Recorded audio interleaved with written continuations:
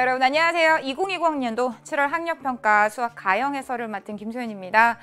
우리 수험생 여러분 전체적으로 긴 이 수험 생활의 일 중간에 여러분들 학력평가 보시느라 정말 고생 많으셨죠. 그리고 그 결과에 따라서 굉장히 많은 제자들의 희비가 갈릴 것 같습니다. 근데 누누이 이런 시험을 볼 때마다 선생님들이 하시는 말씀이지만 진리이기 때문에 다시 한번 선생님이 또 강조할게요. 이 학력평가라고 하는 게 여러분들이 중간 점검을 하는 단계이지 결코 최종적인 결과를 얘기해 주는 게 아닙니다. 그렇기 때문에 선생님과 함께 이 학력평가 해설을 하면서 그리고 다른 또 좋은 선생님들과 함께 학력평가 해설을 하면서 여러분들이 해결했었던 문항 내에서 추가적으로 알아야 될 게 무엇인지 그리고 내가 해결하지 못했다면 그러한 관련된 문제에 대한 개념이라든지 또는 유형 분석이라든지 그리고 추가적인 팁들 이런 것들을 선생님께서 알려주시면 반드시 그런 것들을 여러분들의 것으로 만드시는 게 이 학력평가의 가장 중요한 가치의자 의미가 아닐까 싶습니다. 아시겠죠? 그래서 잘 본 제자들은 그만큼 여러분들 자기 자신한테 칭찬해 주시고 그 부분에 대해서 여러분들이 부족한 부분이 있으면 그 부족한 부분에 대해서 다시 한번 보강하는 기회로 삼으셨으면 좋겠습니다. 모쪼록 힘내시고요. 여러분들 잘하고 있으니까 이번 해설 강의 통해서 다시 한번 여러분들 레벨업 하셨으면 좋겠습니다. 자, 전체적으로 확률과 통계에 대한 총평만 간단하게 말씀드리면 총 8가지 문항이 나와 있었죠. 이 8가지 문항 중에서 여러분들이 아마 어려워했었던 건 20번, 28번 이 2가지가 아닐까 싶은데 방금 전에도 선생님이 총평을 하는 남치열 선생님하고도 얘기를 했습니다만 어떤 문제가 어려웠냐라고 남치열 선생님께서 말씀하셨는데 사실상 선생님이 보기에는 28번은 선생님하고 수능 개념에서도 했었던 유형이고 수능 특강에서도 했었던 유형이기 때문에 그 유형에 대한 매뉴얼만 완전하게 숙지되어 있었다면 28번은 사실 그렇게 어려운 유형은 아니었습니다. 근데 20번 같은 경우는 여러분들이 아주 기본적인 확률의 개념을 정확하게 알고 있어야 여사건으로 풀든 여사건이 아닌 일반적인 일일이 세는 방법으로 풀든 그렇게 접근할 수 있었기 때문에 그 핵심적인 개념, 정말 확률이 아주 기본적인 개념을 알고 있는지를 점검하는 게 20번 문제였고요. 오히려 그런 게 여러분들에게 어렵게 느껴질 수 있었던 것 같아요. 그래서 이번 확률과 통계 선생님과 같이 공부하면서 선생님이 해설뿐만 아니라 추가적으로 알아야 될 팁이라든지 유형 분석이라든지 그리고 또 다른 풀이 방법 이런 것들 선생님이 마구마구 알려드릴 테니까요. 여러분들 좋은 시간으로 알차게 활용하셨으면 좋겠습니다. 바로 우리 해설 시작하도록 할게요. 첫 번째 문항이 바로 4번 문제죠. 자, 4번 문제 쉽지만 여러분들이 이런 게 변형돼서 우리가 수능에서는 어떻게 나올 수 있는지도 선생님 간단하게 가이드를 해드리도록 하겠습니다. 자, 두 사건 A와 B는 서로 독립이고 자, 이렇게 우리가 4번 문항 같은 경우는 모의평가라든지 학력평가에서 독립으로 주어지거나 일반적인 확률에 대한 사건을 물어보는 경우가 굉장히 많죠. 근데 독립으로 주어질 때 우리가 쓸 수 있는 것은 확률의 곱셈 정리를 이용하는 경우도 있고 독립에 대한 정의를 이용하는 경우도 있습니다. 그 말은 무엇이냐면 자, 독립이 나왔어. 그러면 PA 곱하기 PB로 A 교시바 B의 확률을 구해야 돼 라는 걸 물어보는 경우도 있고 아니야 A바 B의 확률을 PA로 구해야 돼 이걸 물어보는 경우도 있어요. 자, 여기 선생님이 다 쓰진 않았습니다. 대표 유형만 썼지 이 2가지를 이용하거나 이렇게 곱셈 정리를 이용하거나 이렇게 조건 확률의 정의를 이용하는 문제가 있습니다. 근데 사실 여기서 선생님 시간 관계상 다 말씀드리진 못하지만 선생님하고 같이 최근에 오픈한 강좌 있죠. 만점 마무리 모의고사 통해서 여러분들이 보시면 이러한 유형이 주어졌을 때 세트로 정리할 수 있는 모든 개념들 그러니까 예를 들면 A, B가 독립이면 A의 6건과 B가 독립이고 그리고 B의 6건과 A의 6건이 동시에 독립이고 그로부터 나올 수 있는 모든 성질을 다 정리해 드렸습니다. 해서 추가적인 그런 개념들 여러분들 혹시 점검하고 싶으시다면 만점 마무리 모의고사 수학 가형 참고하시면 될 것 같아요. 자, 그럼 이제 우리가 이런 것들을 이용할 수 있는데 이 문제에서 무엇을 물어보는 걸까? 일단 A의 6건의 확률이 주어졌죠. 그 말은 여기서 우리가 알 수 있는 건 A라는 사건의 확률이 1 빼기 PA의 6건이라는 걸 알 수 있어요. 그래서 이걸 밑에다 적을게요. 내가 A라는 사건의 확률은 1 빼기 PA의 6건의 확률이고 A의 6건의 확률이 5분의 2니까 결국 A라는 사건의 확률은 5분의 3이구나 이렇게 바로 구할 수 있다는 거. 자, 그럼 P, B도 나와 있습니다. 근데 구하라고 한 게 뭐예요? A 합집합 B의 확률이죠. 그럼 A 합집합 B의 확률은 A라는 사건의 확률 더하기 B라는 사건의 확률 빼기 PA 교집합 B인데 이거는 두 사건 A, B가 어떤 관계든 상관없이 늘 우리가 적용할 수 있는 성질입니다. 일반적인 성질. 근데 이제 여기에서 우리가 두 사건이 독립이다라고 하는 걸 활용을 하게 되면 이런 걸 이용한다든지 이런 걸 이용하라는 얘기죠. 여기서는 뭘 이용하겠어요? 그렇죠. A 교집합 B라는 사건의 확률을 두 사건의 독립을 이용해서 독립인 사건의 곱셈 정리로 풀어라 라는 얘기가 될 겁니다. 그래서 A 교집합 B의 확률 대신 우리가 무엇을 집어넣자? PA 곱하기 PB를 집어넣자. 이렇게 우리가 쓸 수 있는 거죠. 자, 그럼 우리는 PA도 알고 있고요. PB도 알고 있어요. 대입만 하면 되겠죠. 자, 대입하게 되면 A라는 사건의 확률은 5분의 3, B라는 사건의 확률은 5분의 2 빼기 A라는 사건의 확률 곱하기 B라는 사건의 확률 해서 우리가 구하게 되면 1 빼기 25분의 3이 6이니까 얼마예요? 25분의 19 이렇게 우리가 구할 수 있습니다. 되셨어요? 이렇게 해서 우리가 사건이 독립인 경우에 이런 사건들의 확률 우리가 해결을 해봤고요. 여러 가지 변형 형태가 나올 수 있고 기존의 기출에서도 이러한 여러 가지 독립에 대한 걸 이용해서 빠르게 해결해야 되는 유형들이 많이 나왔었습니다. 자, 이제 넘겨서 우리 그 다음 9번 문제 한번 같이 봐보도록 할게요. 문제 한번 같이 읽어볼게요. 자, 서로 다른 두 개의 주사위를 동시에 한번 던져서 나온 두 눈의 수의 곱이 짝수일 때, 자, 여러분들이 이러한 사건에 대한 확률을 물어볼 때 이게 주어진 일반적인 수학적 확률인지 아니면 조건부 확률인지를 구분하는 방법이 뭡니까? 바로 시행을 보는 거죠. 자, 두 개의 주사위를 동시에 던졌어요. 이게 시행이죠. 그럼 그 시행을 하면 늘 뭐가 나와요? 표본 공간이라고 하는 전체 경우의 수가 나옵니다. 이걸 인지하는 게 확률을 정확하게 구하는 데 굉장히 중요한 요소예요. 자, 두 개의 주사위를 동시에 던졌습니다. 그러면 주사위 눈은 1부터 6 하나, 1부터 6 하나 이렇게 해서 뭐 어떤 형태로 나와요? 순서 쌍 형태로 나와요. 이게 바로 표본 공간이다라는 겁니다. 그러니까 우리가 시행을 했을 때 나오는 모든 결과들의 집합을 표본 공간이라고 하고 간단히 집합 S로 나타내는데 그 S의 원소들은 1,1부터 쭉쭉쭉 6,6까지 온다는 얘기죠. 그래서 A와 B는 1 이상 6 이하인 자연수, 뭐 정수 이렇게 우리가 쓸 수 있어요. 그래서 시행을 바로 보고 여러분들이 시행의 모든 결과인 표본 공간을 보고 그 표본 공간이 주어진 무슨 사건이 일어날 때와 다르다면 조건 확률이란 얘기죠. 그렇지 않나요? 봐볼까요? 두 눈의 수의 곱이 짝수일 때. 두 눈의 수의 곱이 짝수인 경우가 이 모든 경우의 수랑 같지 않죠. 이 사건이 요것의 일부입니다.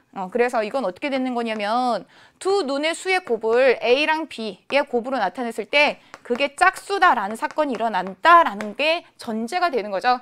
자, 이게 전제가 됐을 때 두 눈의 수의 합이 짝수, 즉 A 더하기 B가 짝수. 이걸 물어보는 거예요. 그럼 내가 물어보는 조건 확률은 이 사건을 뭐 A, 이 사건을 B라고 하면 A 바 B로 나타낼 건데 사실상 선생님도 문제 풀 때 이렇게 쓰지 않아요. 왜냐면 빠르고 정확하게 풀려면 자기에게 필요한 기호를 가지고 씁니다. 그러니까 예를 들면 선생님 같으면 이렇게 썼겠죠. A, B가 짝수면 그 짝수라고 했을 때 A 더하기 B가 짝수.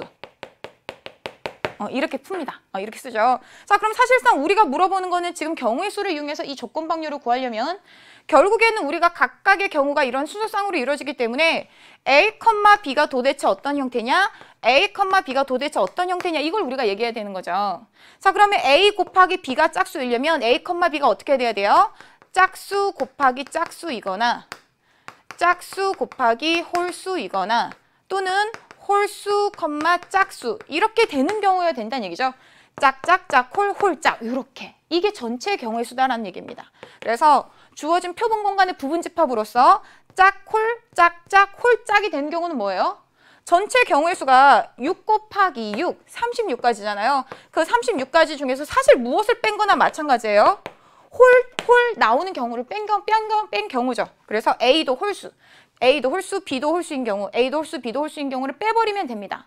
그럼 A가 홀수인 경우는 뭐? 1, 3, 5. B가 홀수인 경우 뭐? 1, 3, 5. 3 곱하기 3. 3의 제곱을 빼버리면 된다는 얘기예요. 그것분에 자 분자가 뭐가 되는 거죠?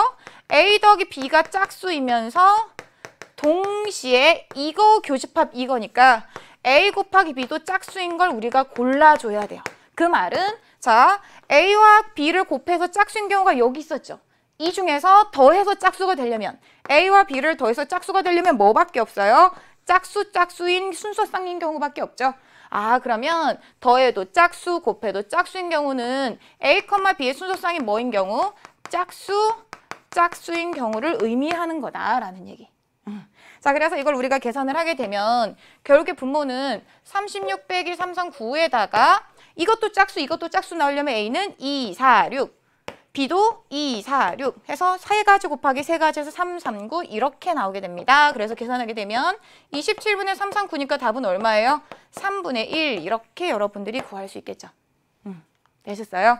자, 이렇게 해서 조건부 확률의 문제를 풀어봤는데요. 이런 형태가 굉장히 자주 나오는 조건부 확률의 기본적인 정의를 물어보는 형태입니다. 그래서 일단 조건부 확률인지를 먼저 인지해야 되죠. 인지하는 방법은 시행에 따른 표본 공간, 즉 모든 결과들의 집합을 생각하고 그것과 다른 제한된 부분 집합인 사건이 주어지면 조건부 확률인데 그럼 그것을 분모로 했을 때 그 분모에 대해서 분자가 일어나는 경우 는 둘이 교집합에 대한 걸 우리가 이렇게 구할 수 있다라는 겁니다.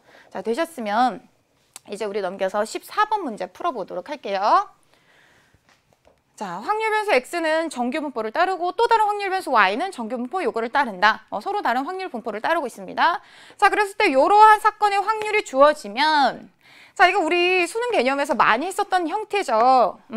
수능 개념에서 선생님이 이러한 형태로 주어진 여러 가지 정규 분포와 관련된 평균 찾는 법 또는 확률 찾는 법 이런 것들을 정리해 드렸습니다. 그래서 여기 보이는 동그라미 1번의 성질이 어색하다면 선생님이 수능 개념의 확률과 통계 파트 꼭 참고하셨으면 좋겠습니다. 자, 동그라미 1번 조건을 만족시키는 상수 m과 시그마에 대해서 뭐를 물어보고 있어요? 또 조건이 주어지고 있죠. y라는 확률 변수가 이러한 범위를 만족할 확률이 주어졌을 때 자, 물어보는 건 동그라미 3번에 해당하는 식입니다. 이러한 확률의 값을 표준 정규 분포표 이용해서 구하시오라고 나와 있죠. 자, 그럼 우선 여기서 첫 번째 식이 의미하는 건 뭐냐면 결국에는 우리가 서로 다른 확률 변수가 등장했어요. 서로 다른 확률 변수가 등장했고 그게 동일한 식 내에 있거나 확률의 크기를 비교하거나 그렇게 되는 문제는 전부 다 어떻게 해야 됩니까? 표준화를 해야 돼요. 표준화의 가장 파워풀한 역할은 서로 다른 확률 변수야. 다른 정규 분포를 따라. 그래도 그게 전혀 신경 쓸 필요 없다는 얘기입니다. 표준화하면 또 동일한 틀린 정규 분포 곡선 내에서 생각하니까. 그래서 표준화를 할 게 너무나 뻔하다는 얘기죠. 그래서 표준화를 할게요. 자, x를 표준하면 g고요. 오른쪽에 있는 상수 8을 표준하게 되면 x의 평균이 m으로 빼고 x의 표준 편차인 2로 나눠줍니다. 맞죠? 그 다음에 마찬가지로 y도 표준하면 g고 작거나 같다. 8을 표준하게 되면 8 빼기 자, y의 평균은 2m이에요. 자, 그리고 y의 표준 편차는 시그마예요. 자, 이렇게 나눠준 게 얼마다? 1이다 라고 나와 있어요. 우리가 동그라미 2번 조건은 아직 안 했지만 지금 중요한 얘기는 뭐냐면 동일한 확률 변수에 대해서 어떠한 상수보다 작거나 같고 또 다른 뭔가의 상수보다 작거나 같다라는 확률이 주어졌다면 그건 우리가 정규 분포 곡선이라고 하는 동일한 곡선 내에서 무슨 얘기를 할 수 있는 거예요? 이런 얘기를 할 수 있는 거죠. 얘가 무슨 상수인지 몰라. 근데 뭔가의 값보다 작거나 같을 확률 이거를 나타낸다라고 얘기하면 이것도 뭔가의 값보다 작거나 같은 확률이잖아요. 뭔가의 값보다 작거나 같은 범위에 있을 확률이니까 요 노란 색깔의 넓이가 됩니다. 근데 그 둘을 합해서 뭐가 된다는 게 중요한 거예요? 1이 된다라는 게 중요한 거예요. 그럼 그 말은 뭐예요? 이 흰색은 지금 표준정규 분포 곡선은 y축인 x는 0에 대해서 대칭이니까 대칭시키면 이 흰색하고 대칭이 되는 이 영역을 어딘가에 만들 수 있는데 그 흰색과 노란색을 색칠해서 전체 넓이인 1이 나와야 된다는 얘기죠. 그럼 그 말은 무슨 얘기를 해주는 거죠? 원점을 기준으로 이 거리와 이 거리가 같다를 얘기를 해주는 겁니다. 이해됐어요? 이 값과 이 값이 원점으로부터 떨어진 거리가 같다. 한마디로 이것의 부호 마이너스를 붙이면 이것이 된다라는 얘기를 해주는 겁니다. 이해되셨어요? 그 사실을 우리가 이따 이용할 거고요. 자, 이제 동그라미 2번을 우리가 또 사용을 해보도록 할게요. 자, 동그라미 2번은 하나의 확률 변수가 나왔어요. 자, 그건데 이러한 확률의 값이 도대체 무엇인지 알기 위해서는 마찬가지로 표준정규 분포표를 이용해야 되겠죠. 그러려면 표준화. 자, 표준하겠습니다. 이 n 플러스 4를 표준하게 되면 n 플러스 4 빼기 평균 뭐예요? y의 평균은 2m이죠. 그 다음에 y의 표준 편차는 뭐예요? 2 시그마죠. 그 값을 구한 게 얼마? 0.30 바로 자, 0.3085라고 나왔는데, 자, 여러분 생각해 보세요. 이것 또한 뭔가 표준 분포 곡선에서 우리가 확률을 생각할 수 있잖아요. 그럼 정규 분포 곡선을 생각했을 때 뭔가의 값보다 작거나 같을 확률이 일단 0.5보다 작아요. 그럼 이 값은 0보다 작은 뭔가의 값이겠죠. 그래서 그 값보다 작거나 같을 이 범위에 놓이는 확률의 값이 0.3085가 나오려면, 자, 이 범위에 해당하는 확률은 얼마겠어요? 0.5에서 0.3085를 빼니까 0.1915가 나오게 되는 겁니다. 그럼 우리가 표준 정규 분포표를 봤을 때 0.1915? 그럼 여기 값이 얼마다? 0.5를 대칭시킨 마이너스 0.5겠네 라는 얘기를 찾을 수 있게 되는 거죠. 그래서 다시 되돌아오게 되면 이 값이 얼마다? 마이너스 0.5다 라는 얘기를 할 수 있는 겁니다. 자, 그럼 정리해 볼게요. 자, 마이너스 0.5가 무슨 값이냐면 이 시그마분의 4-m 이렇게 찾을 수 있고, 마이너스 0.5는 마이너스 2분의 1로 쓰도록 할게요. 자, 이렇게 쓰면 되겠죠. 여기에서 x의 평균이, x의 표준 편차가, y의 표준 편차가 시그마니까 여기 시그마로 적어야 되겠죠. 시그마. 자, 그래서 여기도 시그마로 이렇게 바꾸겠습니다. 자, 그럼 이제 여기서 우리가 나올 수 있는 식은 크로스해서 곱해서 정리를 하면 되겠죠. 자, 크로스해서 곱하게 되면 2를 곱해주게 되면 8-2m. 그 다음에 여기다 시그마를 곱해주게 되면 마이너스 시그마 해서 식 하나를 알았어요. 지금 우리가 이 문제 상황에서 모르는 건 m이라는 값과 시그마라는 값을 모르죠. 근데 우리가 식 두 개를 알고 있습니다. 첫 번째랑 두 번째. 이 두 개를 활용하면 m과 시그마를 구할 수 있다는 얘기예요. 그중에 우리가 이 식을 이용해서 여기다가 한번 대입해 보도록 할게요. 8-2m이 얼마래요? 마이너스 시그마래요. 8-2m이 마이너스 시그마다 라고 해서 여기다가 대입을 하게 되면 PG는 작거나 같다. 8-m 나누기 2고 더하기 PG는 작거나 같다. 시그마분의 마이너스 시그마니까 마이너스 1이 나옵니다. 근데 우리가 아까 무슨 얘기했죠? 이 값과 이 값은 서로 절대값은 같지만 부호만 반대인 관계라고 얘기했죠. 그 말은 8-m이 나누기 시그마, 8-m 나누기 2가 얼마란 얘기? 1이란 얘기예요. 그래서 여기서 m은 얼마가 나와요? 6이라는 값이 나옵니다. m이 6이니까 여기다가 6을 대입하게 되면 8 빼기 12가 마이너스 시그마니까 시그마는 얼마라고 나와요? 4라는 값으로 나오게 됩니다. 자, 되셨으면 이제 우리가 문제에서 구하라고 했던 거 구할 수 있겠죠. 자, 문제에서 구하라고 한 게 동그라미 3번식인데 무엇이냐면 x가 시그마보다 작거나 같을 확률을 구하래요. 근데 시그마가 지금 뭐예요? 4예요. 자, 그럼 이걸 우리가 구하려면 자, x라는 확률 분포는 뭐지? 평균이 6이고 표준 편차가 2인 이런 정규 분포를 따릅니다. 그럼 우리가 표준하게 되면 g는 작거나 같다. 4 빼기 평균 나누기 표준 편차 해서 g는 작거나 같다 마이너스 1이에요. 자, 그럼 됐죠. 자, 그럼 이제 우리가 왼쪽에 보이는 표준 정규 분포 표 이용해서 구하면 됩니다. 0.5에서 뭘 빼줘요? 0부터 1까지의 확률인 0.3413. 3413 이거 빼주게 되면 0.1587 이렇게 구하게 되죠. 되셨죠?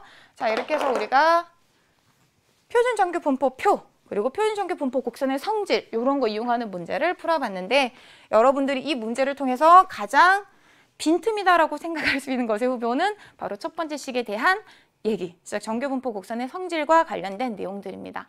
요거랑 같이 선생님 수능 개념에 들어가 보시면 이런 정규 분포 곡선의 성질뿐만 아니라 우리가 평균 m이 주어지지 않았을 때 주어진 평균 m을 찾는 여러 가지 힌트나 방법들을 알아보는 것도 있거든요. 그래서 혹시 이런 부분이 부족한 제자들은 선생님 수능 개념 한번 보강하셨으면 좋겠습니다. 자, 그럼 이제 넘겨서 우리 16번 문제 이거 한번 같이 봐보도록 할게요. 자, 이 문제는 일단 선생님하고 같이 주어진 풀이대로 풀고요. 선생님이 또 다른 풀이법을 알고 싶은 제자는 그 풀이법을 이 해설 끝나고 다시 하도록 하겠습니다. 근데 사실 그 풀이법은 아마 선생님하고 같이 수능 개념에서 공부했다면 알고 계신 풀이일 거예요. 그리고 그 풀이가 사실상 굉장히 문제를 해결할 때 유용하게 작용을 합니다. 이거 비밀인데. 그래요. 그래서 일단 이거를 풀고 선생님이 그 추가적인 내용들도 다시 알려드릴게요. 자, 한 개의 주사위를 3번 던질 때 나오는 눈의 수를 차례대로 A, B, C라고 하자. 자, 일단 시행이 나왔죠. 한 개의 주사위를 3번 던졌습니다. 그럼 표본 공간이 나오게 되죠. 그게 3개의 주사위 눈을 A, B, C라고 하는구나. 그럼 A, B, C는 1 이상 6 이하의 정수, 뭐 자연수 이렇게 우리가 쓸 수 있는 거죠. 한마디로 전체 경우의 수는 몇 가지란 얘기예요? 1부터 6, 1부터 6, 1부터 6 들어가는 순서상이니까 6의 세제곱까지가 있습니다. 자, 그랬을 때 무엇을 얘기하고 있냐면 A 더하기 B 더하기 C의 값을 확률 변수 X라고 할 때 확률 변수 X는 세 눈의 합으로 우리가 정하고 있구나. 그럼 최소값은 1, 1, 1. 그럼 한마디로 3. 최대값은 6, 6, 6, 6, 3, 18. 6부터 18까지의 값을 취하겠네. 이런 겁니다. 자, 그런데 다음은 확률 변수 X 평균 EX를 구하는 과정이다 라고 나와 있어요. 근데 여기서 만약에 선생님하고 수능 개념을 같이 공부한 제자라면 이 풀지 않아도 EX 구하는 방법을 가지고 아마 1분 내로 풀 수 있었을 거예요. 그쵸? 근데 일단은 여기 있는 풀이대로 하고 나서 그 설명도 드릴게요. 자, 우리가 예상한 대로 세 눈의 수의 합은 3 이상 18 이하이므로 확률 변수 X가 가질 수 있는 값은 그래, 이러한 자연수들이다. A, B, C가 각각 6 이하의 자연수이므로 자, 아마 여러분들이 이 문구에서 왜 그러지를 생각했을 것 같아요. 다시 봐보세요. A, B, C가 각각 6 이하의 자연수이므로 여기가 아니라 이 밑에 7-A, 7-B, 7-C는 각각 6 이하의 자연수이다. 이건 뭐 그렇지. 봐봐요. A가 1이면 얼마예요? 6. A가 최대값을 6으로 가면 얘는 얼마예요? 그때는 오히려 감소해서 1 이렇게 된다라는 얘기죠. 자, 그렇게 되는데 이제 문제는 여기에요. 자, 여기에 무슨 얘기가 나와 있냐면 자, K가 3 이상 18 이하인 자연수 K에 대해서 A 더하기 B 더하기 C의 값을 K라고 한 거예요. 한마디로 여기에 주어진 세 눈의 합을 뭔가에 K라고 둔 거죠. K라고 뒀을 때 X가 K일 때의 확률 PXK와 이 값이 더해진 값이 똑같은 이 K가 될 확률이 서로 같다라고 얘기했어요. 이게 뭔지는 몰라서 이거를 패스하더라도 여러분들이 서로 같다라는 건 얘기할 수 있습니다. 서로 같다는 건 여기서 문제에서 얘기해 주는 거죠. 그러니까 이거는 너가 몰라도 괜찮아. 이거 왜인지 궁금할 수는 있겠지만 몰라도 이 문제는 풀 수 있어 라는 얘기예요. 하지만 선생님이 왜인지도 알려드릴게요. 자, 왜냐면 자, 사실상 여러분들이 이걸 실전이다라고 생각하고 시험을 푼다면 우리는 시간이 제한된 시험이기 때문에 여러분들이 같다라고 주어지면 의문을 갖지 말고 바로 여기 있는 값을 이 둘의 관계를 통해서 찾으셔야 됩니다. 그리고 사실 그게 앞뒤를 보면 힌트가 또 나와요.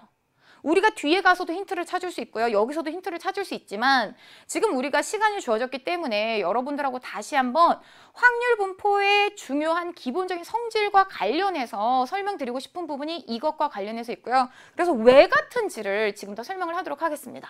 이런 거죠. 자, 우리가 주사위 눈이 A, B, C라고 하는 순서상으로 이루어져 있는데 그 각각의 A라고 하는 거는 1부터 몇 가지의 눈을 갖고 있어요? 6가지의 눈을 갖고 있어요. 자, 그럼 이게 취하는 그러니까 확률 변수지만 그냥 A라고 썼습니다. 뭐 확률 변수면 X, 대문자 Y 뭐 이렇게 써야 되는데 그냥 간단하게 A라고 썼어요. 그리고 그것에 대응하는 확률은 P라고 쓸게요. 자, 그럼 우리가 주사 1이 나올 확률 6분의 1, 주사 2가 나올 확률 6분의 1, 6의 눈이 나올 확률 6분의 1. 그러면 합하면 1이구나. 이렇게 우리가 얘기할 수 있죠. 근데 여기서 여러분들이 이미 개념에서도 많이 했을 거예요. 그래, 확률 변수 X가 뭐 1, 2고 이때 확률이 3분의 2, 이때 확률이 3분의 1이면 OX라고 하는 확률 변수에 대한 확률 분포도 이걸 X에 대한 확률 분포 가지고 구할 수 있어. 어떻게? OX는 5 곱하기 1, 5. OX는 5 곱하기 2, 10인데 OX가 5가 될 확률도 3분의 2. OX가 10이 될 확률도 3분의 1. 이렇게 여러분들이 그대로 대응해서 생각하잖아요. 그것처럼 자, 이 위에 봐보세요. 우리가 지금 새로운 확률 변수 7-A를 만들었잖아요. 7-A. 그럼 A가 1이면 7-A는 6. A가 2면 7-A는 5. A가 6이면 7-A는 얼마예요? 1이라는 거죠. 그래서 만약에 A 더하기 B 더하기 C가 3이 될 확률을 우리가 한번 생각을 해볼게요. A 더하기 B 더하기 C가 3이 될 확률.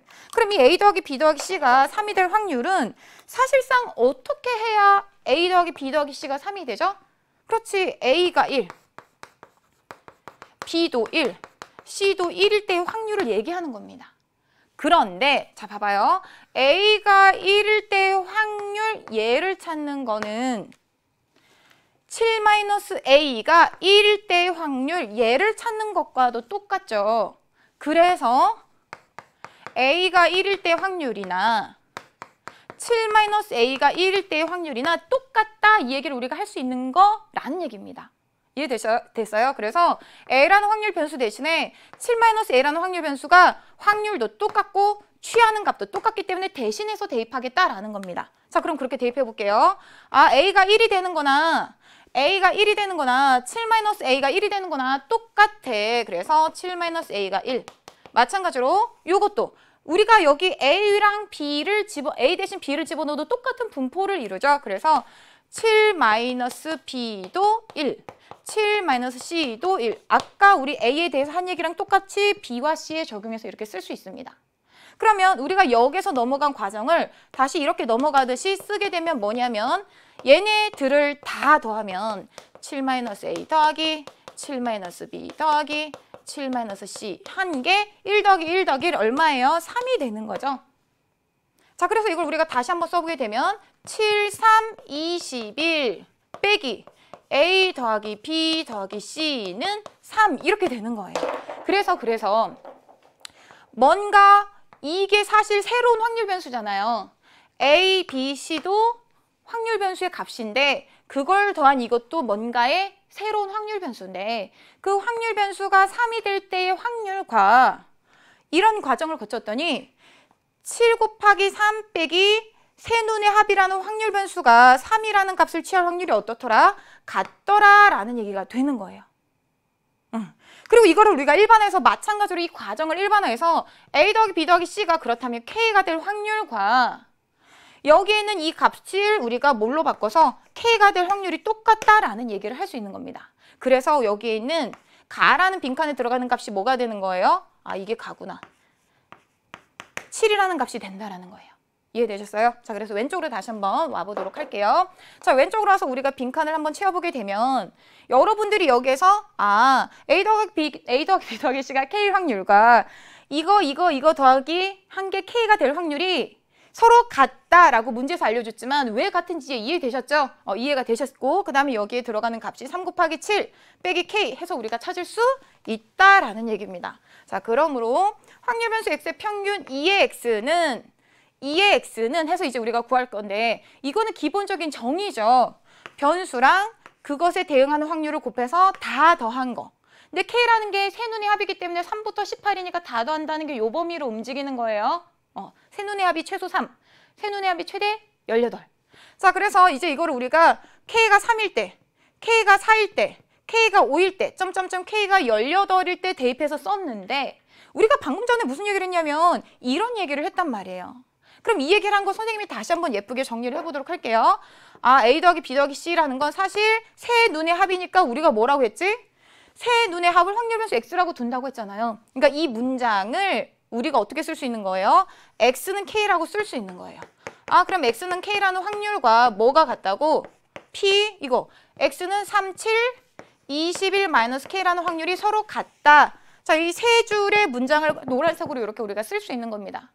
서로 같다. 그러므로 라고 했단 얘기는 이 노란색 내용을 여기 적용하라는 얘기죠. 그러므로 기대값은 어떻게 되냐면 자, 봐보세요.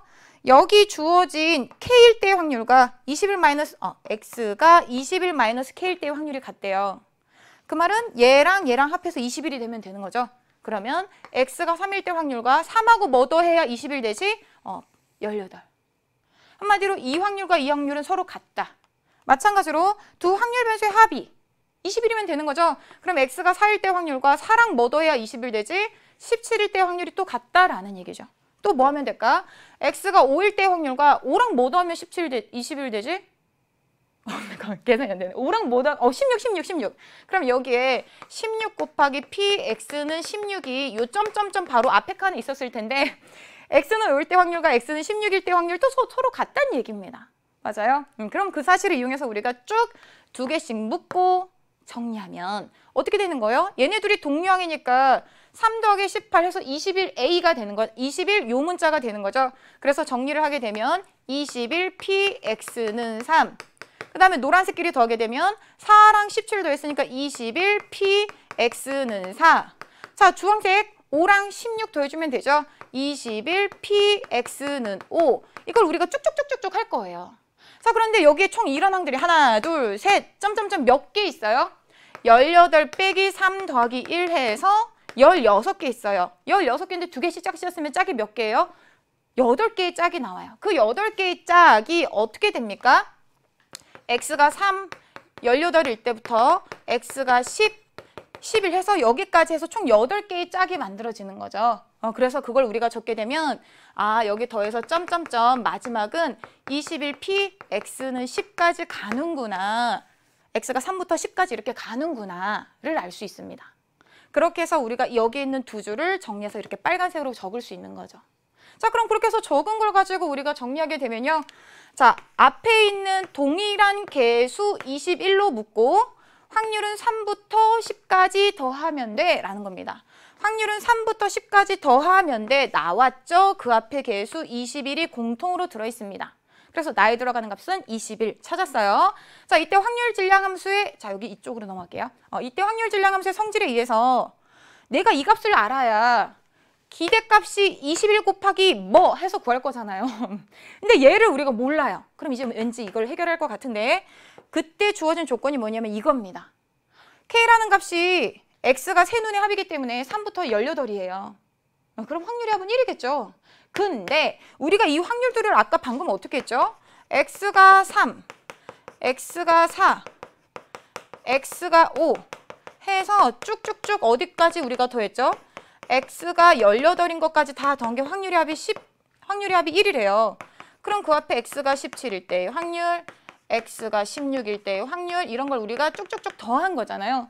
근데 이거 더하면 같고 이거 4랑 5랑 16 요렇게 더하면 같고 요렇게 더하면 같잖아요.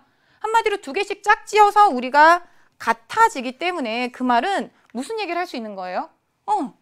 요 확률의 2배를 하면 같아진다가 되는 겁니다. 그래서 이걸 우리가 좀 보기 좋게 다시 한번 적어버리게 되면 X가 18일 때 확률, X가 17일 때 확률, X가 16일 때 확률 해서 쭉 이것들을 다 더한 게 얼마야? 1인데 둘이 같고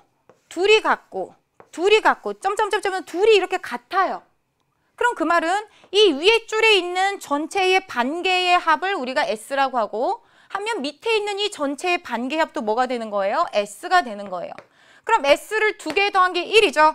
그래서 2S는 1이니까 다 한마디로 S는 2분의 1이 되는 겁니다. 근데 그 S가 뭐야? 3부터 쭉쭉쭉 X는 10일 때의 확률까지의 합이 2분의 1이다라는 얘기죠.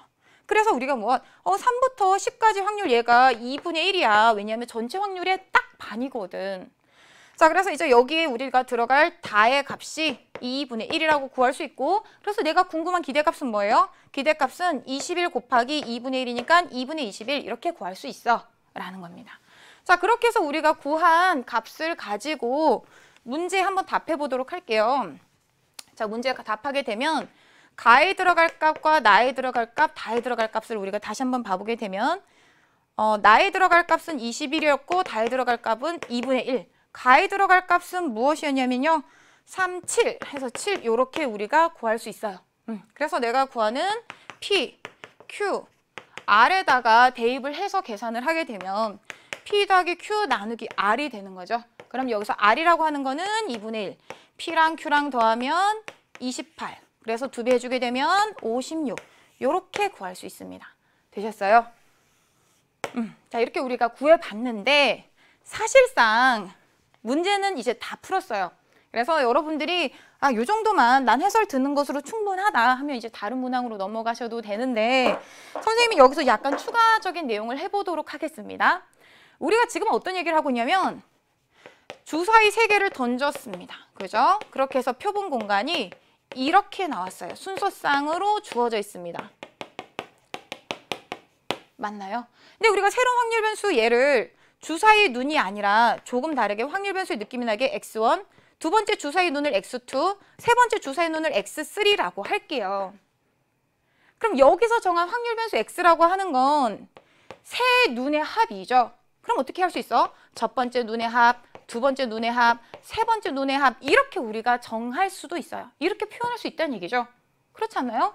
여기는 1부터 6까지, 1부터 6까지, 1부터 6까지 들어갈 수 있고 그것들을 더해서 세 눈의 합이라는 확률 변수가 완성이 되니까. 자, 그런데 내가 구하고 싶은 게 기대값이야. 앞에 있었던 풀이랑 다르게 푸는 겁니다. 그럼 그것은 확률 변수 x가 내가 아는 세 개의 확률 변수의 합으로 표현이 돼.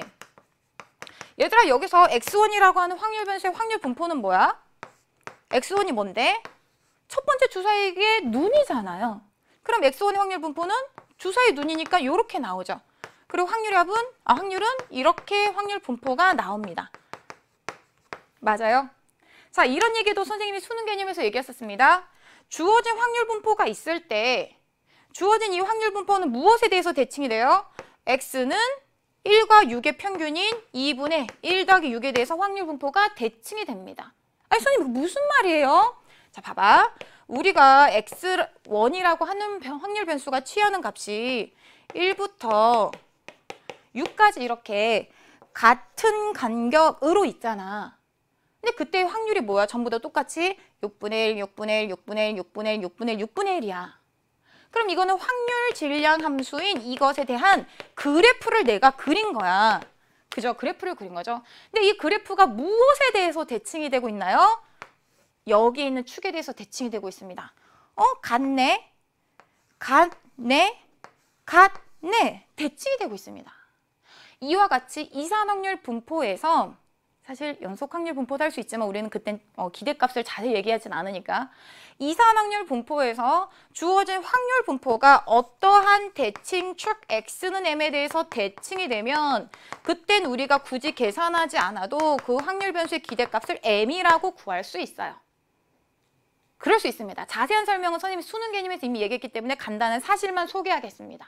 자, 그럼 그 말은 뭐냐면 지금 얘는 이거 3과 4의 딱 중점, 다른 말로는 1과 6의 딱 중점인 2분의 7에 대해서 대칭이 되기 때문에 기대값이 뭐라고 할 수 있어요? 이 확률 분포의 기대값은 2분의 7이라고 할 수 있어요. 아, x1의 기대값은 지금 얼마야? 2분의 7이라고 얘기할 수 있구나. x는 2분의 7에 대해서 대칭이 되니까. 됐나요? 근데 얘들아, x1뿐만 아니라 x2도 같은 분포잖아. 왜? x2가 뭔데? 두 번째 눈 주사위, 두 번째 주사위의 눈. 그럼 똑같이 1부터 6, 똑같이 확률, 똑같은 확률 분포, 똑같이 x는 2분의 7이 대칭. 그럼 기대값은 2분의 7. 그럼 여기서 중요한 게 바로 이거예요. 이거 확률 2분의 7, 이거 확률 2분의 7, 이거 확률 2분의 7이지만 우리가 안 배운 사실이 사실 여기서 필요합니다. 그게 무엇이냐면 기대값을 세 개의 변수에 대해서 분리할 수 있다라고 하는 이 하얀색에 대한 성질이 필요하다라는 얘기죠. 근데 사실 이렇게 이 윗줄에서 밑에 줄로 가는 이 등호도 어떤 교과서 따라서는 뒤에 책 더 읽기, 뭐 더 생각해보기 이런 책에 따라 나오는 경우도 있고 안 나오는 경우도 있어요. 그래서 충분히 선생님은 소개할 만하다고 생각합니다. 이해되셨어요? 자, 그러면 이제 봐봐. 내가 이거 2분의 7로 알고 있지? 2분의 7, 2분의 7, 2분의 7 몇 번 더해요? 3번 더해요. 그래서 얼마야? 2분의 21. 우리 아까 구한 기대값하고 똑같죠. 여러분들이 여기에서 대칭성과 변수를 분리할 수 있다는 사실을 이용하면 이와 같이 확률 변수 x를 다른 확률 변수, 내가 분포로 알고 있는 확률 변수들의 합으로 표현할 수 있는 경우는 굉장히 드라마틱하게 정확하고 빠르게 효율적으로 해결할 수 있다는 얘기입니다. 이해되셨죠? 자, 이 풀이를 선생님이 소개해드리고 싶었고요. 자, 이제 넘겨서 20번 문제 같이 풀어보도록 할게요. 자, 20번 문제는 사실 아직 시작하진 않았지만 여러분들이 좀 어려워했을 만한데 이 문제를 그냥 직접적으로 사건의 확률을 구하셔도 되고 여사건의 확률로 구하셔도 되는데 사실 선생님은 직접 구하는 게 더 쉽다고 생각이 들어요. 여사건으로 구하려고 했더니 그게 더 선생님은 복잡하다고 선생님은 개인적으로 생각을 합니다. 일단 문제 한번 봐볼게요. 자, 그림과 같이 원탁 위에 하면서 여러분들은 사실 그림을 바로 같이 봤을 거예요. 자, 그림 봐보세요. 원탁 위에 숫자 1부터 6까지 적혀있는 접시가 올려져 있죠. 그렇게 해서 이 접시가 올려져 있는데 어떤 시행을 하라고 얘기를 했냐면 자, 같은 종류의 쿠키 9개를 그러니까 같은 종류의 쿠키 9개를 접시 위에 놓는다는 거는 넣는 순서는 고려하지 않는다는 얘기예요.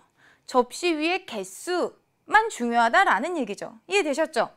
자, 그래서 접시에 담으려고 한다. 자, 그 다음 한 개의 주사위를 던져서 나온 눈의 수가 적혀있는 접시와 그 접시에 이웃하는 양옆의 접시 위에 3개의 쿠키를 넣는데 3개의 쿠키를 각각 한 개씩 접시 위에 하나씩 이렇게 넣는데 자, 물어보는 거는 뭐냐면 이 시행을 3번 반복해서 3번 반복한다는 건 한 번 할 때 한 번의 시행에 쿠키 3개가 접시 위에 하나 이렇게 올라가잖아요. 그럼 3번 반복하면 그거를 총 3개 올려놓는 거니까 3, 3, 9, 9개의 쿠키를 6개 접시 위에 어딘가에 올려놓는다는 거죠.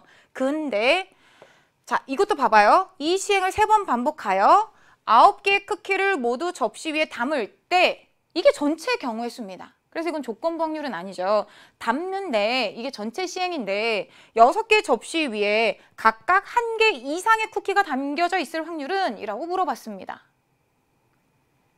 이해됐나요? 자, 그럼 이제 여러분들 여기에서 우리가 생각하는 이 시행을 할 때 시행을 하면 여러분들은 늘 뭐를 생각해야 되냐면 이게 문제가 어릴수록 더 이 가치가 나와요. 뭐냐면 시행을 했잖아요. 그럼 반드시 여러분들은 표본 공간을 생각하셔야 돼요. 표본 공간은 뭡니까? 내가 시행을 했을 때 나올 수 있는 모든 결과들의 집합이에요. 그럼 내가 주사위를 3번 던졌잖아요. 그럼 나올 수 있는 거는 주사위의 눈, 첫 번째, 두 번째, 세 번째 눈 이거예요. 아까 한 문제랑 똑같죠? 그리고 얘는 6 이하 1 이상인 정수, 주사위 눈이니까 이렇게 주어지는 게 표본 공간입니다. 그럼 표본 공간의 원소의 개수는 몇 개? 6을 3번 곱했으니까 6의 세제곱이 전체의 경우의 수예요. 그 전체 경우의 수에서 지금 조건부 확률이 아니고 일반적인 수학적 확률을 물어보는 거니까 여기에서 몇 개의 순서상만 내가 골라내서 대답해야 되지 그게 바로 내가 구하고자 하는 확률이 되는 거죠. 이해되셨어요? 자, 그러면 자, 접시에 각각 1개 이상의 쿠키가 담겨져 있을 확률은 한마디로 내가 구하는 그 사건의 확률은 전체 경우의 수 그게 6의 세제곱이고 그것분에 특정한 사건 A 6개 접시 위에 쿠키가 적어도 하나 놓여있다. 그 사건의 경우의 수를 나는 구하면 되는 거예요. 맞나요? 자, 그럼 이제 여기 다시 한번 와보세요. 자, 이제 나는 사건 A에 대한 확률을 구하고 싶은데 여기에서 여러분들이 생각해야 되는 건 뭐냐면 이건 원순열이다 아니다? 아니다라는 거예요. 사실 원순열에 대한 가장 크리티컬한 힌트는 선생님들 뭐라고 얘기했죠? 문제 있어요. 단, 회전하여 일치하는 이게 사실 크리티컬하게 이거 원순열이다라고 힌트를 주기도 합니다. 근데 일단 그게 없으니까 여러분들이 의심의 눈빛을 가지고 다시 한번 확신을 얻기 위해서 여기서 다시 문제를 살펴봐야 되는데 자, 여러분 여기 주어져 있어요. 일단 내가 쿠키 하나를 손에 들고 있다고 생각해 보세요. 쿠키 하나를 여기 넣는 거랑 여기 넣는 거랑 같아요? 달라요? 다르잖아요. 1번한테 쿠키 줘서 1번 사람이 먹는다고 하고 6번 접시에 쿠키 넣으면 6번 사람이 먹는다고 했을 때 1번 위에다가 쿠키를 넣었어요. 그럼 1번은 기분 좋지만 6번은 기분이 안 좋죠? 그러니까 그 말은 뭐냐면 쿠키가 여기 있는 거랑 여기 있는 거랑 다르다는 얘기입니다. 다르다라는 건 뭐냐면 기존에 우리가 원순열을 생각할 때처럼 여기 쿠키 넣은 거랑 여기 쿠키 넣은 거랑 원순열선 회전해서 일치했기 때문에 같았어요. 그치? 이렇게 쿠키 준 거랑 자, 다른 비교 대상이 되도록 선생님이 다시 그릴게요. 이거 말고 여기, 즉 여기 쿠키 놓은 거랑 이거랑은 같은 원순열이에요. 그렇죠? 원순열에선 같습니다. 하지만 지금 뭐예요? 접시 위에 번호가 새겨졌기 때문에 회전해서 지금 얘는 이걸 한 칸 옆으로 이쪽으로 줘서 자, 다들 한 칸 옆으로 가세요. 하면 이거는 회전해서 일치하지 않는다는 얘기예요. 이해됐어요? 그럼 선생님이 원순열 개념에서 설명할 때처럼 원순열은 2가지 접근 방법을 이용해서 여러분들이 문제를 푸셔야 되는데 원순열에서 맨 처음에 아무것도 없을 때 이렇게 아무것도 없을 때 배열하는 건 회전해서 일치하는 것을 고려한 단위화를 해야 되지만 한 개라도 뭔가 쿠키를 놓고 나면 그 다음에 얘네들은 직순열이다라고 얘기했어요. 그럼 이거 마찬가지죠. 이미 번호가 매겨져 있어요. 예를 들면 쿠키 1개, 쿠키 6개, 쿠키 5개처럼 이미 번호가 매겨져 있다는 얘기는 그 다음에 여기서 뭔가를 내가 올려놓는 시행을 할 때는 그 다음은 직순열로 생각하라는 얘기인 거죠. 이해됐어요? 그래서 이거는 원 모양이지만 자, 지금부터 우리는 여기에 쿠키를 올려놓는 사건은 직순열. 한마디로 직선처럼 나란히 노는 순열처럼 생각을 한다라는 겁니다. 이해됐어요? 자, 그럼 그게 대전제가 여러분들이 이해되셨다면 우리가 뭘 구해야 되는지 지금 여기 보이죠? A라는 사건의 경우의 수를 우린 구하기만 하면 됩니다. 근데 그 A라는 사건의 경우의 수는 어떻게 구할 거냐면 자, 맨 처음에 우리가 A라는 사건을 생각하려면 A라는 집합을 생각하는 거예요. A라는 집합도 마찬가지로 어떠한 것을 원소로 가지고 있어요? 순서쌍을 원소로 가지고 있어야 됩니다. 그럼 이게 몇 개인지만 우린 찾으면 되는 거야. 여기에 들어가는 거 뭐? 1부터 6, 1부터 6, 1부터 6이에요. 근데 적어도 하나의 쿠키가 놓여 있어야 되기 때문에 만약에 A가 1이었다라고 생각해 볼게요. 맨 처음에 나온 주사위 눈이 1이었다라고 생각을 할게요. 그럼 맨 처음 나온 주사위 눈이 1이었다면 여기에 쿠키가 올려져 있고 양옆에도 하나씩 이런 식으로 올려져 있을 거죠. 자, 지금부터 쿠키가 올려진 거를 이와 같이 연결된 곡선으로 그리겠습니다. 자, 그럼 그 다음에 쿠키가 또 어딘가에 올려져 있어야 적어도 한 접시를 선택을 하게 되는 걸까요?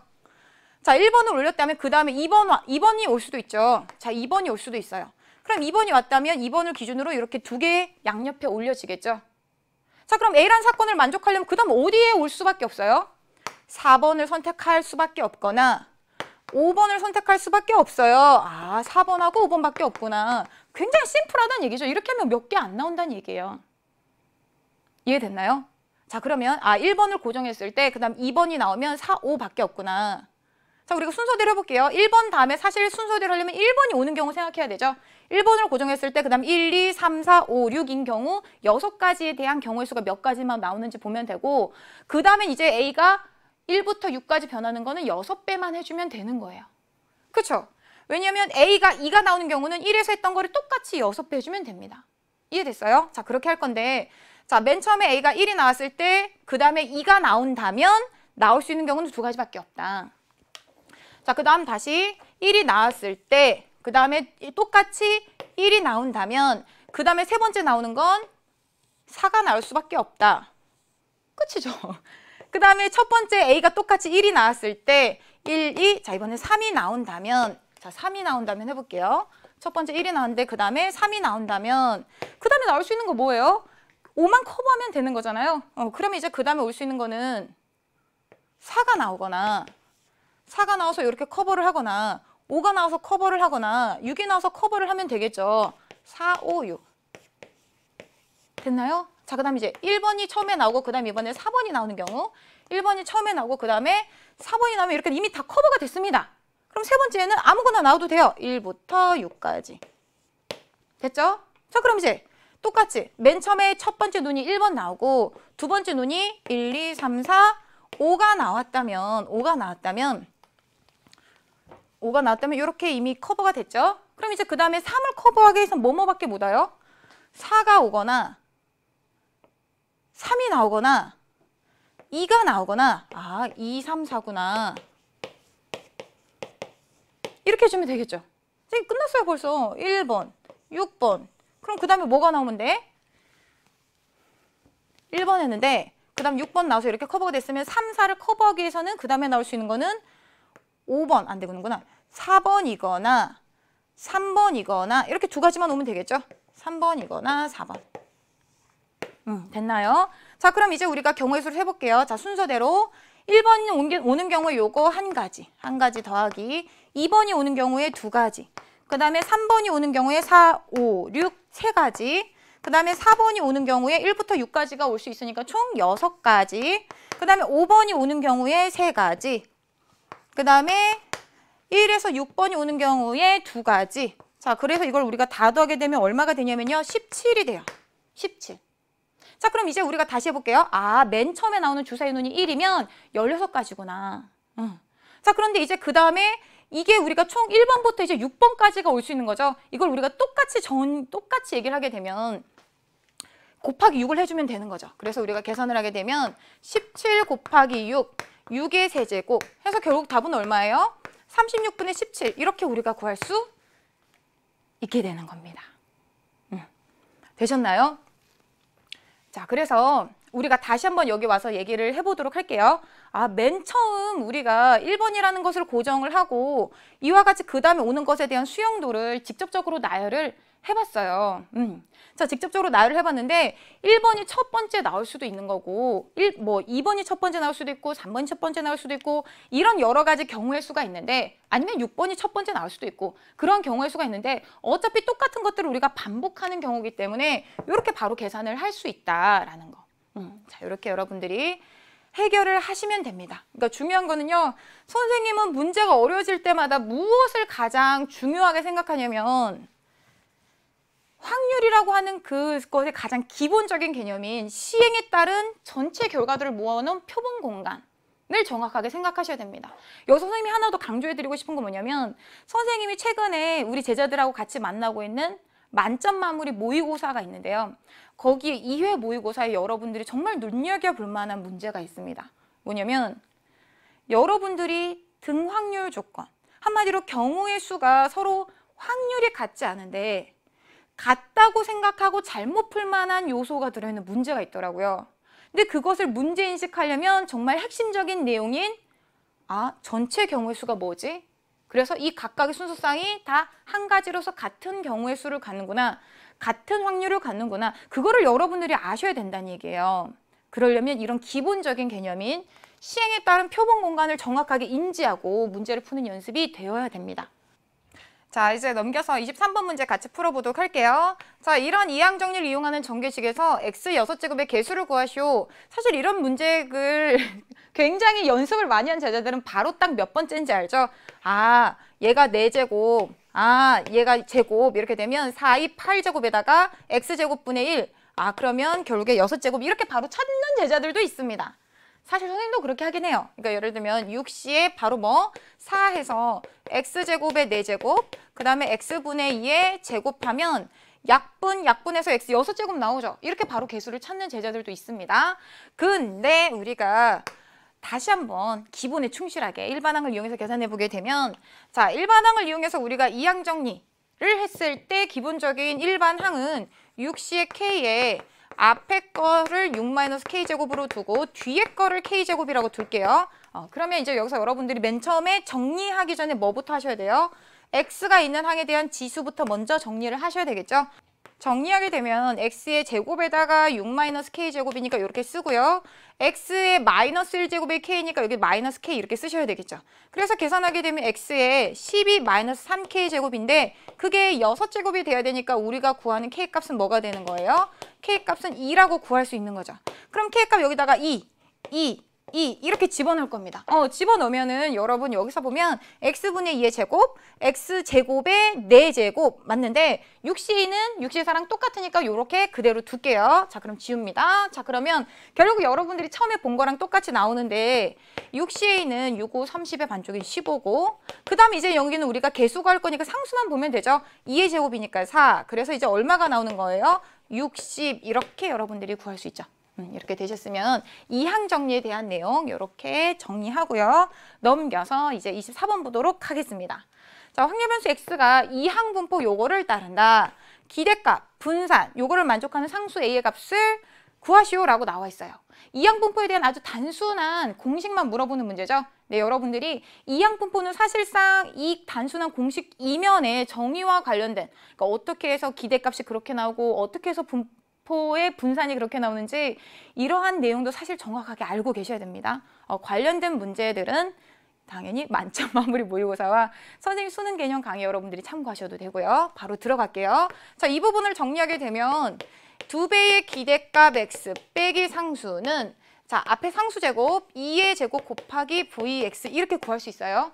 근데 x가 이러한 이항 분포를 따르니까 바로 기대값을 대입하게 되면 기대값은 n, p 빼기 상수 a고 분산은 n, p, q 이렇게 구할 수 있죠. 그래서 열심히 계산을 9, 4, 36 해서 16 곱하기 2 하니까 32 여기 마이너스 a에다가 32 12 곱하기 4니까 48 이렇게 구할 수 있어요. 따라서 a는 얼마? 16 이렇게 구할 수 있습니다. 되셨죠? 자, 이렇게 해서 24번까지 자, 간단한 3점짜리 문제 마무리 해봤고요. 이제 마무리 문제를 보도록 하겠습니다. 자, 이 문제는 정형화된 문제입니다. 사실 여러분. 지금 몇 월이죠? 7월이에요. 7월인데 내가 이 문제를 푸는 유형을 처음 본다. 그럼 여러분들 정말 심각하게 생각하시고 수능 개념에 있는 관련된 중복조합과 모든 유형들을 선생님이 정리해 둔 게 있어요. 수능 개념, 수능 특강에서 같이 정리를 해드렸습니다. 중복조합을 얼마나 다양하게 물어볼 수 있는지랑 그 매뉴얼들을 선생님이 정리해 놨으니까 9월 전에 아직 시간이 있거든요. 제대로 정리하셔야 됩니다. 아시겠죠? 자, 문제 한번 볼게요. 자, 집합 x에 대해서 함수 f가 x에서 x로 가는 거래요. 그런데 다음 조건을 만족하는 함수 f의 개수를 구하시오. 선생님 수능 개념에서 똑같이 했습니다. 교재에 똑같이 나와 있어요. 수능 특강에서 똑같이 했습니다. 아셔야 돼요. 자, 어떤 함수냐면 f의 3과 f의 6은 3의 배수이다. 3의 배수면 함수값이 3 또는 6이 된다라는 얘기겠죠. 집합 x의 임의의 두 함수 x1, x2에 대해서 x1보다 x2가 크면 요거다라는 얘기를 하는 겁니다. 그 말은 뭐냐면요.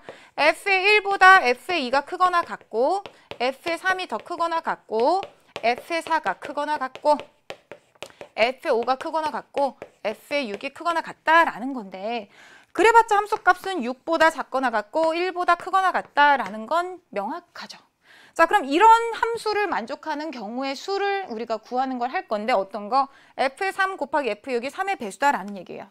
그럼 이 문장을 여러분들이 자세히 한번 보게 되면 f의 3이 3의 배수여도 되고 또는 f의 6이 3의 배수여도 된다는 얘기예요.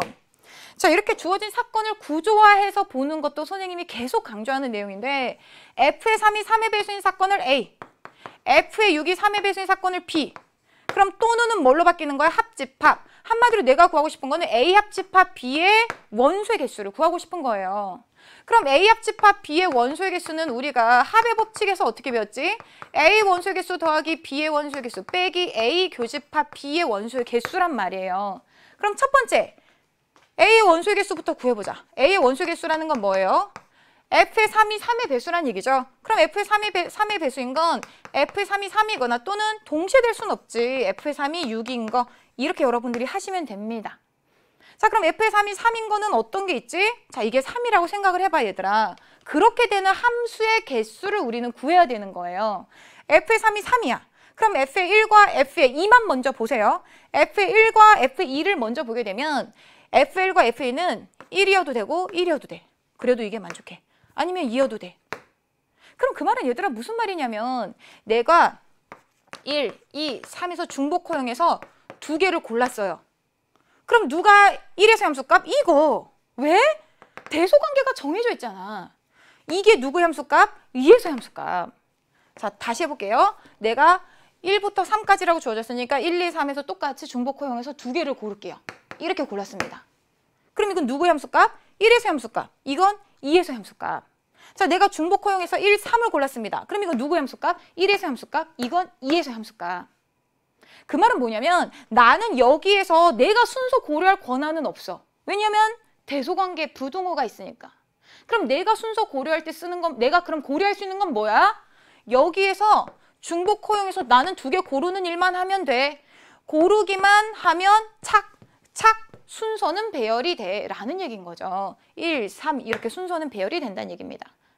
이해되셨어요? 그래서 사실상 내가 하는 거는 무슨 얘기? 얘랑 얘가 무슨 값으로 대응시켜 줄 건데 1 이하, 3 이하의 값으로 대응시켜 줄 건데 순서가 정해져 있으니까 난 순서 고려할 수 없어? 조합이야. 근데 같아져도 돼. 중복 허용해. 중복 조합이다. 이렇게 여러분들이 키워드를 기억하셔도 되고요. 이해되셨어요? 자, 그럼 중복조합으로 푼다는 거 여러분들 이해되셨으면 다시 한번 본격적으로 요 경우에 대해서 하겠습니다. F의 3이 3이죠? 그럼 F의 1과 F의 2는 서로 다른 숫자 1, 2, 3에서 중복 허용해서 몇 개 고르는 거? 두 개의 함수값 고르는 거예요. 근데 이거는 1과 2의 함수값 정해주는 겁니다. 자, 그럼 이제 우리 누구의 함수값 정해야 돼? 세 개의 함수값 정해야 돼. 세 개의 함수값은 3 이상 6 이하예요. 그러면 3, 4, 5, 6, 4개의 숫자에서 중복 허용해서 나는 하나, 둘, 셋, 세 개의 함수값을 고르기만 하면 돼. 그 고른 함수값이 3, 4, 5, 6에서 3, 3, 5라고 골랐다 치면 얘가 3, 얘가 3, 얘가 5가 된다고 정해진다고요. 그러니까 나는 3부터 6까지 있는 자연수 4개에서 중복 허용해서 3개를 고르기만 하면 돼. 맞나요? 이렇게 하는 거. 자, 그럼 이렇게 하는데 이게 F의 1과 F의 2 함수값 구하는 경우의 수, 이게 F의 4, 5, 6 함수값 정하는 경우의 수, F의 3은 이미 한 가지로 정해져 있고 그래서 이걸 곱하는 게 바로 무엇이다? F의 3이 3인 함수의 개수입니다.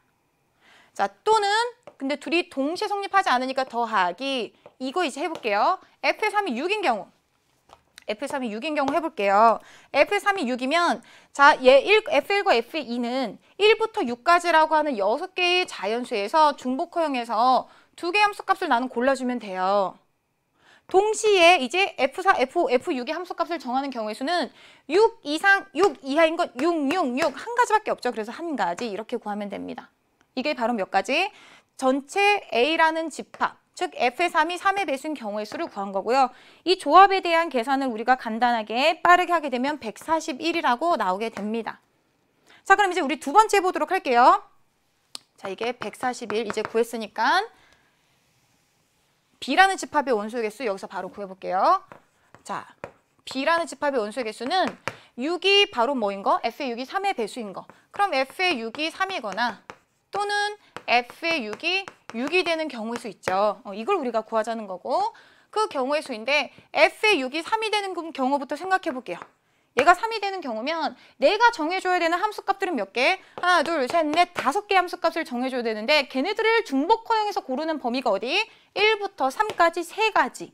그래서 1부터 3까지 서로 다른 3개의 숫자에서 중복허용해서 하나, 둘, 셋, 넷, 5개를 골라주면 됩니다. 그게 F의 6이 3인 경우의 수. 한마디로 여기가 3으로 바뀐 거죠. 자, 그럼 이제 두 번째 F의 6이 3인 경우의 수, F의 6이 6인 경우의 수 해볼게요.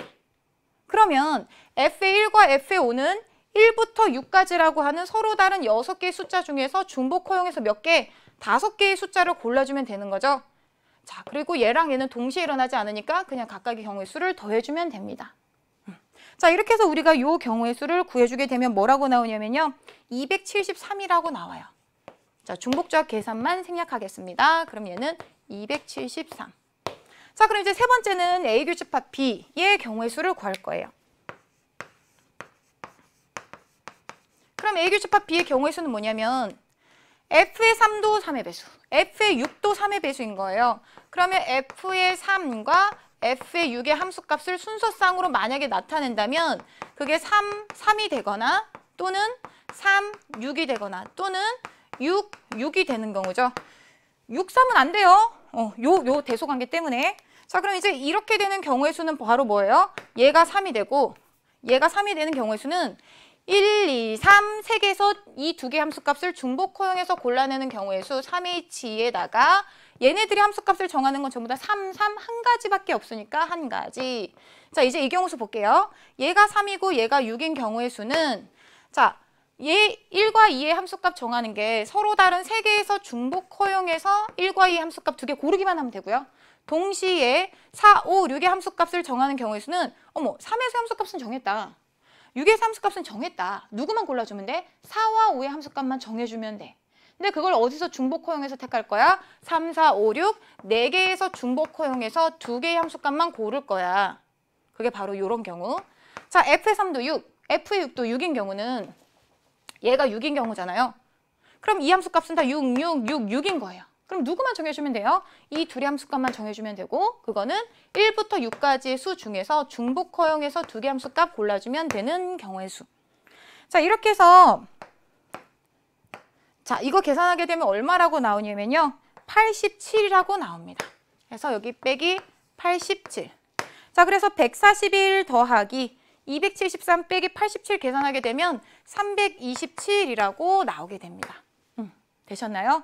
자, 그래서 여러분들이 지금 전체적인 이 주어진 경우의 수를 선생님이 보기에는 구조화해서 복잡한 사건의 경우의 수를 물어볼수록 합의 법칙, 그러니까 집합에 대한 관계를 가지고 이렇게 나타내는 걸 선생님이 굉장히 중요하게 생각하고요.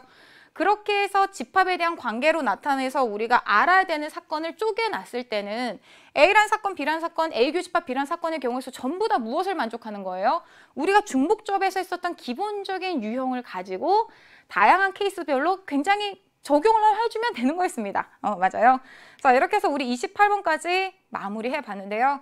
28번까지 여러분들이 풀어보셨다면 선생님이 이거는 이 유형, 이 변형된 형태, 이 추가적인 팁 이것만큼은 제가 정리해야 되겠어요 라는 게 있을 거예요.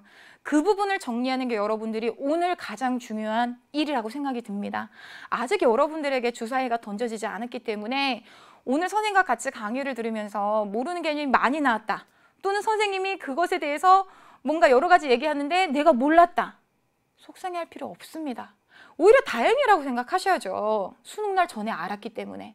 그래서 여러분들 아직 이 개념 가지고 공부할 내용들 정리하는 시간이 충분히 있으니까요.